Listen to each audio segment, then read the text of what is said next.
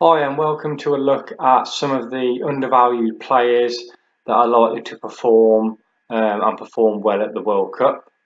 So, getting straight into it, the first one we've got is Giovanni Lascelles, or Kelso, that's some people call him. Not long been introduced to the market and is currently £1.35. You can see the 7-day trend there is up. As with most players that are new to the market, they generally have a steep increase when they're first introduced. So he's plays for PSG, tends to play in the middle with Verratti at the moment. 21-year-old Argentinian international.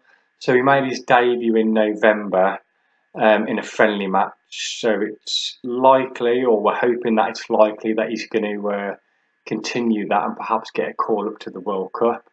He's played 23 times this year for PSG, which is obviously excellent considering the funds they've got available and the players that they've got there. It's good to hold down the position in the team. So looking forward to the World Cup. Argentina are in a group with Croatia, Nigeria and Iceland. So as teams tend to rotate, it's likely that he'll get a start in at least one of those, and hopefully, depending on how he does in the friendlies, hopefully he can hold down a position for all three of those.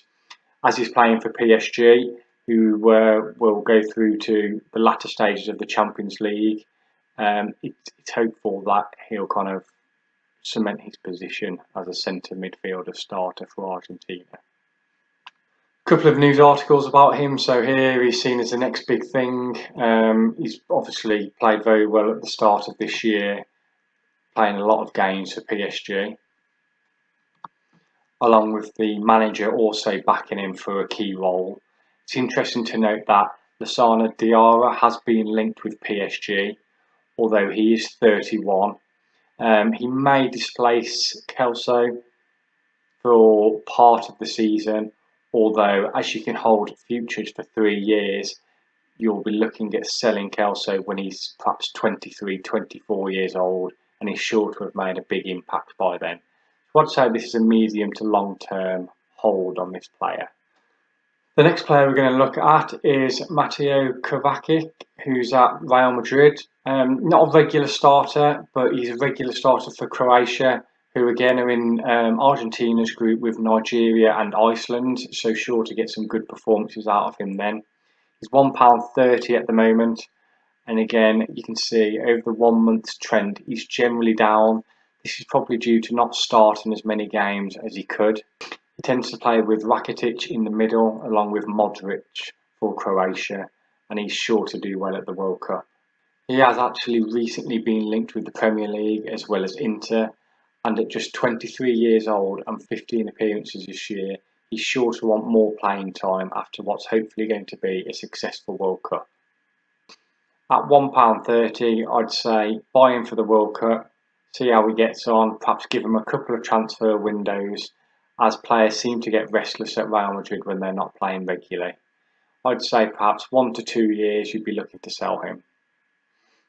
The final player we're going to look at is Milik. So he's at Napoli and he's been injured recently, although I believe he had a fitness test around about a week ago, so he's looking to come back into the team.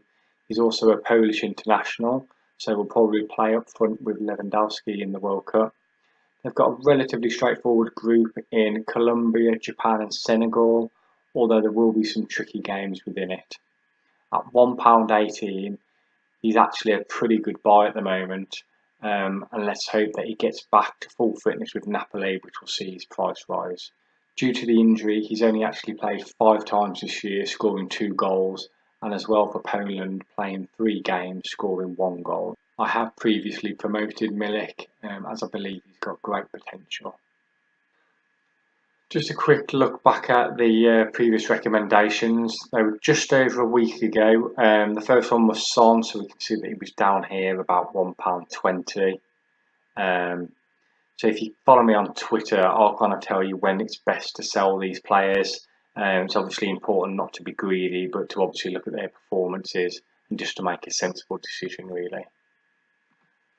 The second player we looked at a few weeks ago was Gelson Martins. Again, he was down here on the 14th at £1.40. I know he's only on £1.43 now, but if you look over the last 7 days, he did actually go up to £1.60. Again, if you follow me on Twitter, just give me a direct message or just look out for the tweets and I'll let you know when I think it's best to sell the player.